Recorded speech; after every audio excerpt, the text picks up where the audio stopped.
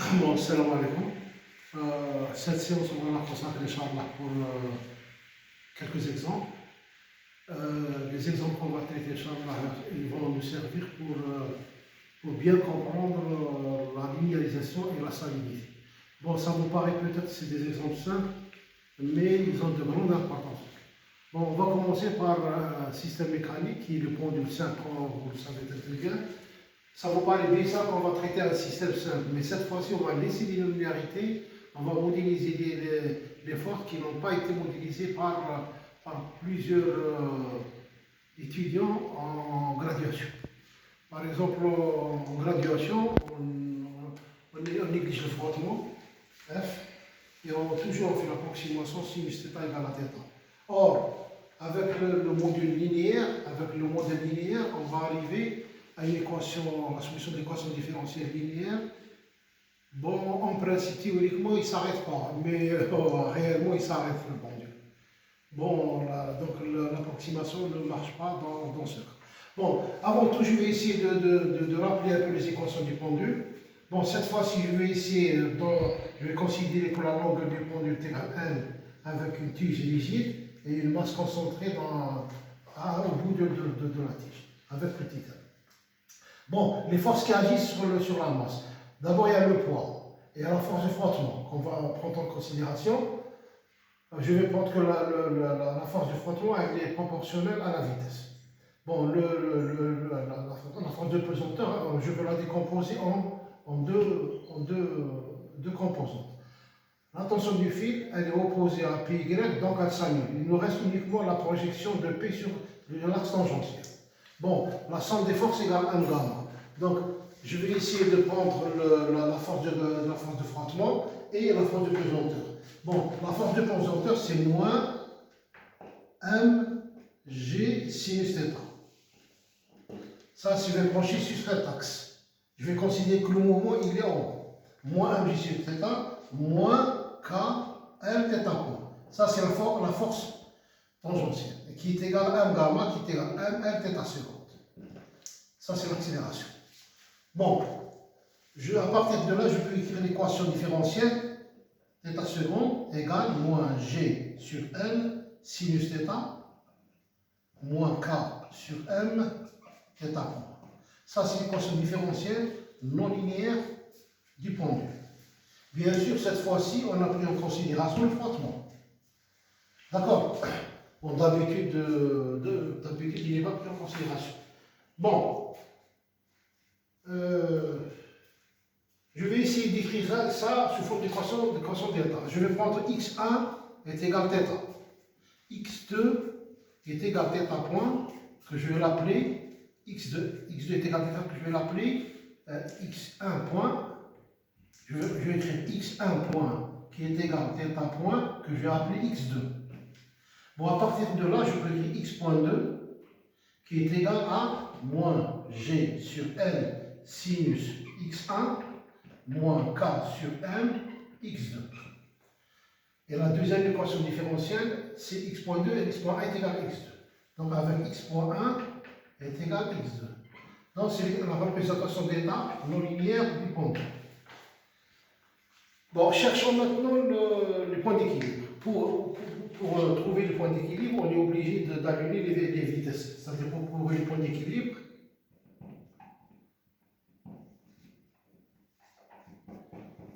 les points d'équilibre, on va poser x.1 égale 0, x.2 égale 0. À partir de là, on va poser, ça nous donne x2 égale à 0, et ça nous donne exactement maintenant, ça nous donne moins g sur n sinus x1 égale à 0. Bien sûr, x.1 égale à 0 qui est égal à x2. D'accord? Donc, à partir de là, on va trouver les points d'équilibre, le point d'équilibre qui est égal à npi et 0. Avec n qui est égal à 0, 0 plus 1, 0 plus moins 2, etc. Donc le sinus il s'annule à npi. Bon, réellement cette structure, on va trouver que le point d'équilibre, il est seulement en deux positions. Il est en haut ou en bas. Donc, donc ça, en bas, pour x égale à 1, pour θ égale à 0, c'est un point d'équilibre. Pour θ est égal à pi, c'est un point d'équilibre. Mais, mathématiquement, ça nous a donné deux points d'équilibre, mais réellement en pratique, ce point est appelé point d'équilibre stable. Il peut rester ici. Mais ici, pratiquement jamais. Donc c'est un point d'équilibre instable qu'on va voir par la suite. D'accord? Donc le pendule actuellement, le simple, il est donné par deux points d'équilibre. Bon, donc généralement, donc finalement, on a deux points d'équilibre. On a 0, 0, celui qui est en bas, et on a aussi maintenant pi et 0. Le point d'équilibre en haut. Donc deux points d'équilibre. Donc on a une deuxième version du pendule. Autre version. Du modèle, hein, autre version. Autre version, maintenant, si on prend f égale à 0, on aura le modèle avec f égale à 0, c'est-à-dire k égale à 0, entre parenthèses k égale à 0, on aura x.2, x.1 égale à x2, et x.2 est égal à moins g sur n sinus x1. Et là, d'habitude, quand vous étudiez en première année, deuxième année, généralement, pour l'approximation, pour les petites oscillations, on est égal à θ. Et ça nous donne généralement une solution de la forme A, ou θ0, cosinus oméga t plus phi. Ça veut dire que votre pendule ne s'arrêtera jamais, il reste à celui-ci, mais c'est faux. D'accord? Bon, une autre version aussi, dernière version, une autre version.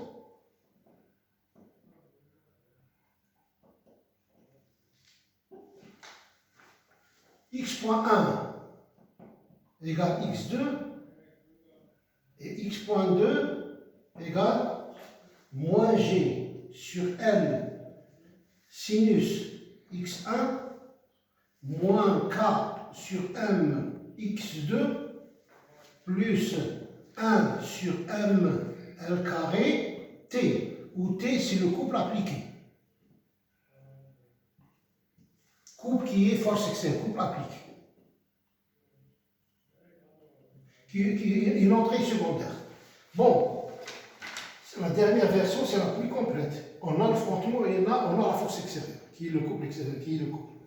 Bon, avec cette structure, par la suite, je vais la détailler bien comme il faut pour étudier les points d'équilibre et la linéarisation autour d'un point d'équilibre.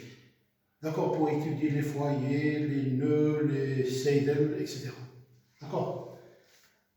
Bon, cette équation, elle est très intéressante en pratique parce que plusieurs systèmes ont pratiquement ce modèle. Donc, le pendule en lui-même, il va nous guider, le modèle du pendule va nous guider pour résoudre d'autres systèmes mécaniques ou électriques qui ont cette forme.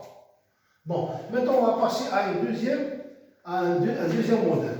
Donc, 1, 3, 2, circuit à diode tunnel.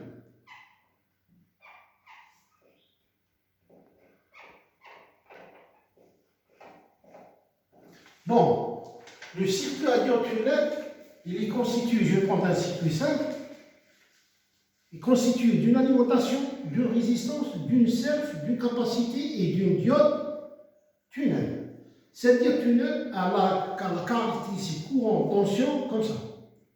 C'est un peu bizarre parce que dans cet intervalle, sa résistance elle est négative. On l'appelle résistance dynamique négative. Parce que, c'est-à-dire en quelque sorte, dans cette zone, on encourage le passage des charges électriques. On ne les freine pas. Les diodes tunnels sont fabriqués bien sûr par les industriels pour fabriquer les oscillateurs. Maintenant, on va voir qu'est-ce que ça représente pratiquement et quelles sont les équations qu'on va arriver pour trouver le modèle. Donc, je vais essayer d'écrire un peu les équations et arriver à l'équation finale. Bon, je vais écrire les équations électriques. Maintenant, on va écrire d'abord, comme vous le savez, l'équation d'état. Je vais prendre l'équation d'état, je vais prendre x1 comme variable d'état est égal à Vc, et je vais prendre x2 est égal à IN. C'est-à-dire que les deux variables delta, je vais prendre le courant qui passe à travers la self et la tension pour du condensateur. C'est les variables delta x1 et x2. Je vais ici maintenant, et U est égal à E, l'entrée. L'entrée, c'est la tension d'entrée de commande. Donc, en E ici, on va écrire la somme du courant. IL est égal à IC plus IR. Donc, IL, je vais écrire IL est égal à IC plus IR. Ou IC est égal à IL moins IR. Qui est égal aussi IL. IR, c'est quoi? Je vais écrire que la caractéristique IR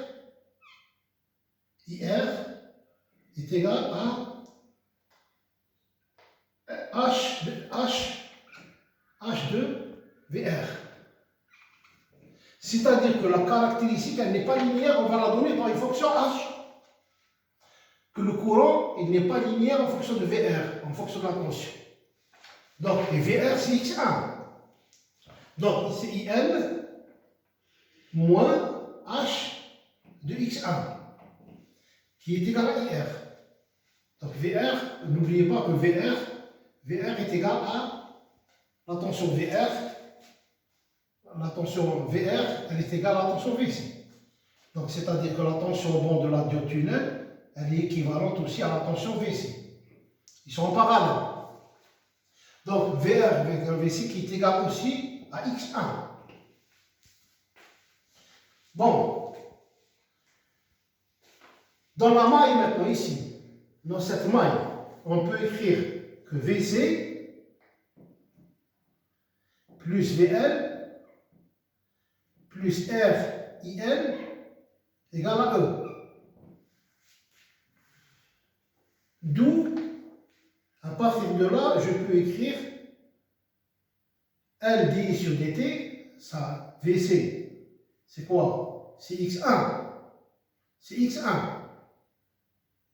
VL, c'est L d X2 sur dt. Et RIL plus RX2 est égal à E. À partir de là, je peux trouver l'équation delta x.2 est égal à 1 sur L moins x1 moins Rx2 plus E. Donc, c'est la deuxième équation d'état. La première équation d'état. L'équation d'état, je vais écrire aussi IC égale IL moins IR. IR qui est égal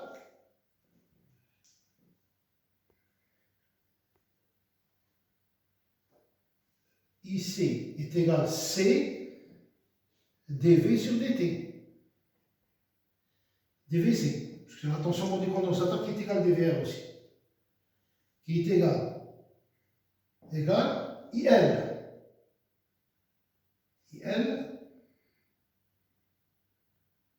Donc à partir du nœud, on va très bien que IC est égal IL moins IR, IR est égal H de VR1, et IC est égal C dV sur dt. On voit très bien que dV sur dt, on peut le tirer facilement. X.1 est égal, donc X.1 égale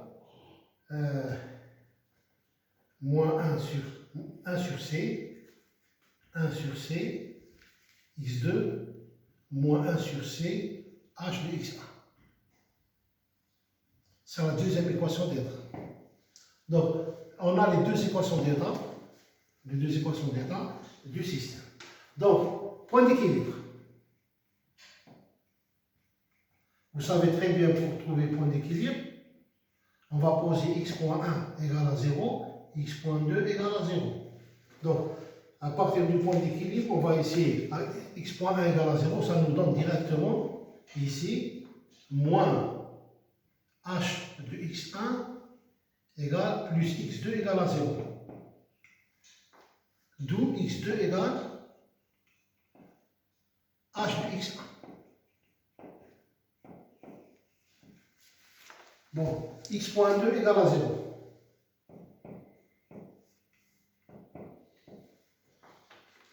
Ça nous donne moins x1 moins r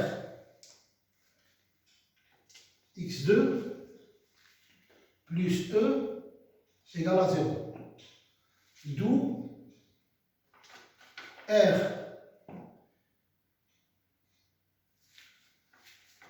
h de x1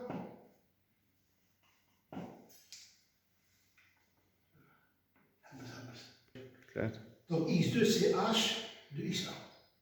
Donc finalement on va retrouver h de x1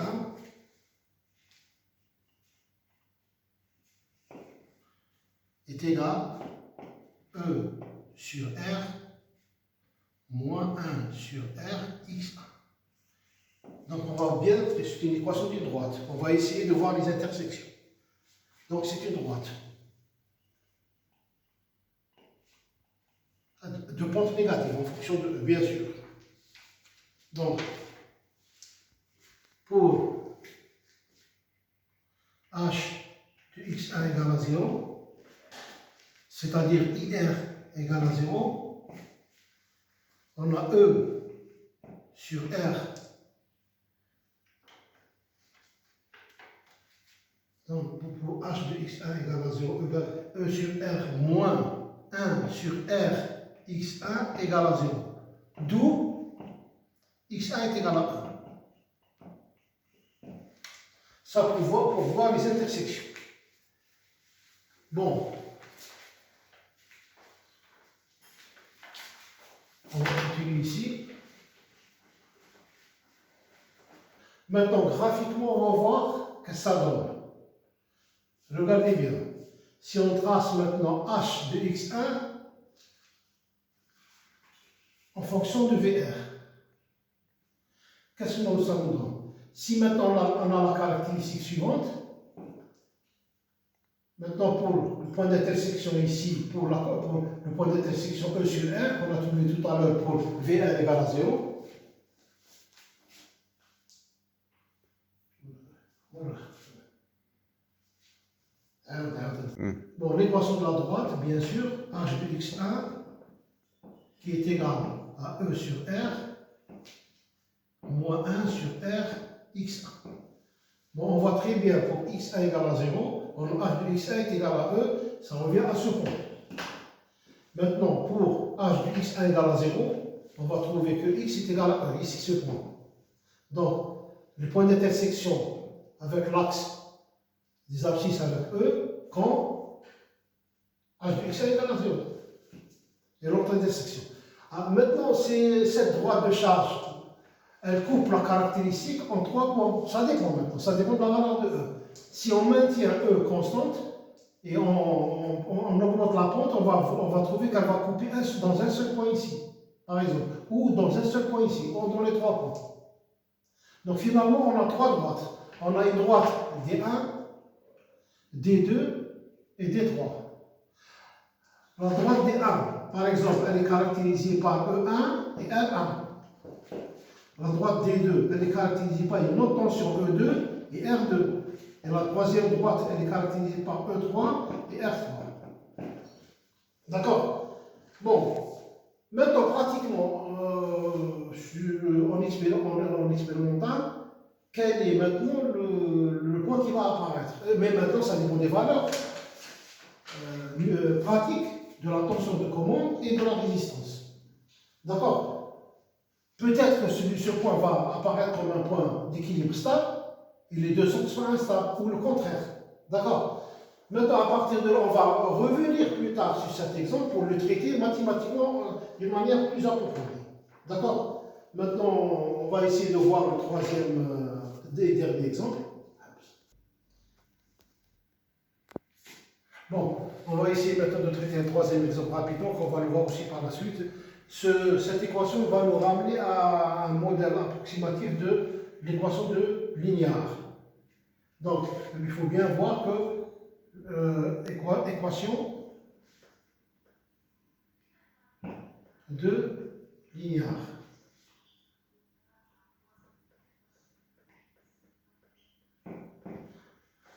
Bon, rapidement, on va considérer que ce nœud, tous les courants sortent.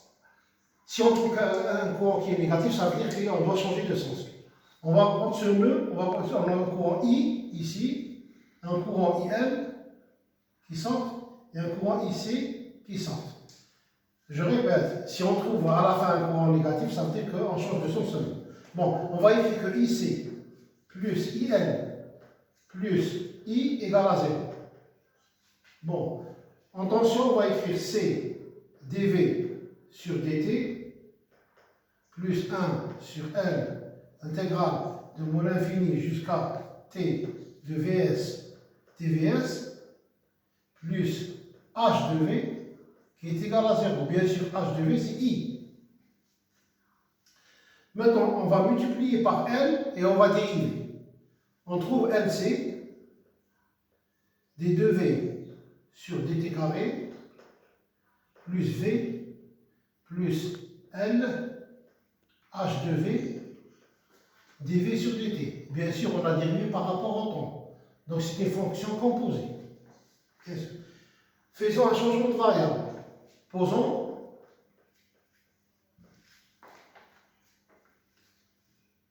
t égale racine de LC taux.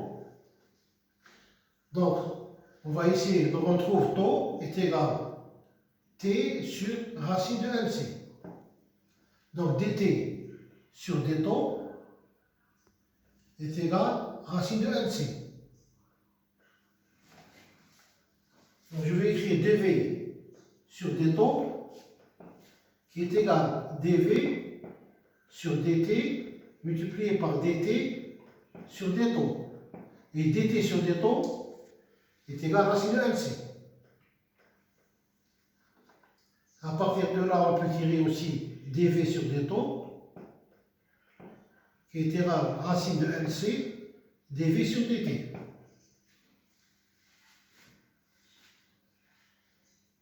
On va dériver une deuxième fois.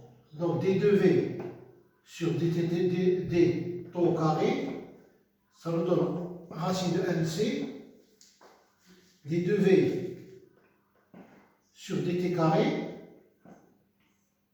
multiplié par dt sur d taux. Ça nous donne d2v sur d taux carré égale LC d2v sur dt carré. On note v point est égal à dv sur d taux. Donc l'équation, ça devient LC d2v sur dt carré plus v plus h' de v L dv sur dt égale à 0. Elle nous donne, c'est la première équation, celle-ci. Ça nous donne, en fonction de taux maintenant, d2v sur d taux carré plus v plus h'v multiplié par n 1 sur racine de LC fois dv sur d taux qui elle-même est égale à v point est égale à 0. On pose epsilon égale racine de LC. Donc ça nous revient à V seconde plus epsilon H point de V point plus V égale à 0. Et cette équation, elle est appelée équation de linéaire.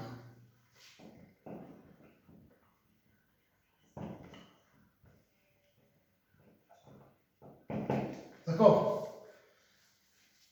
Bon, la forme générale de l'équation de linéaire, elle est écrite sous la forme V seconde plus f de v point plus g de v égale à 0. C'est-à-dire que g de v, elle est équivalente à v. Et v de f est égal à epsilon de h' de v. Bon. Je vais essayer aussi quand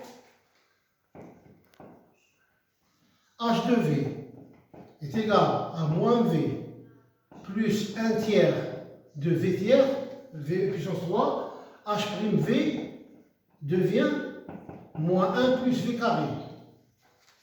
Donc on aura V seconde, ça sera V seconde plus epsilon moins epsilon de 1 moins V carré multiplié par V point plus V égale à 0. C'est exactement l'équation de Van der Pol. Van der Pol. Bon, à partir de cet exemple, on a tiré de l'équation de linéaire qui est un cas général, et puis à partir de l'équation linéaire, on tire l'équation de Van der Pol, c'est un cas particulier de l'équation de linéaire. D'accord? On va essayer maintenant de représenter le système dans l'espace Z.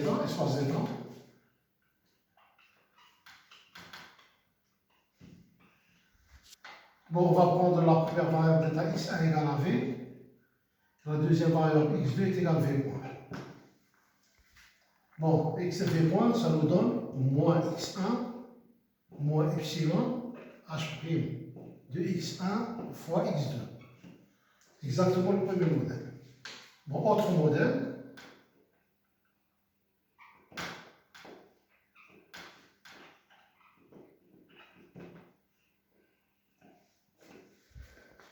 On va prendre aussi par exemple Z1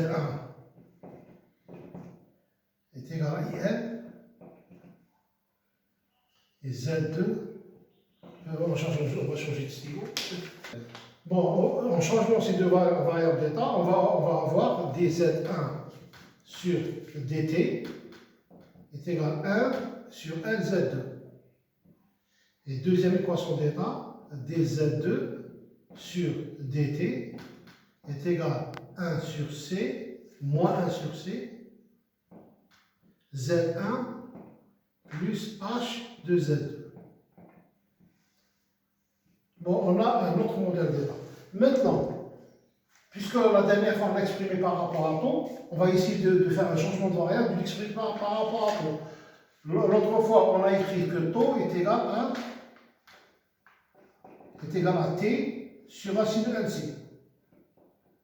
En faisant ce changement de variable, on va avoir z point qui est égal à dz1 sur d taux qui est égal à dz1 sur dt multiplié par dt sur d taux. Et ça nous ramène à 1 sur L Z2 multiplié par racine de LC.